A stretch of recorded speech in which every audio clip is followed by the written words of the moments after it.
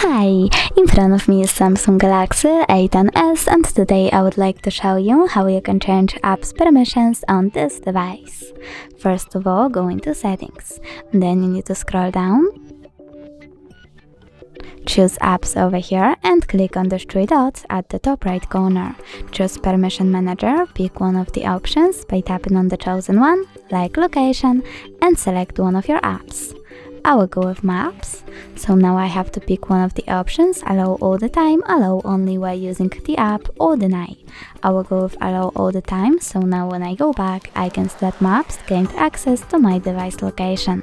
You can also click on one of your apps, choose See All Calendar Permissions over here, and manage them from here.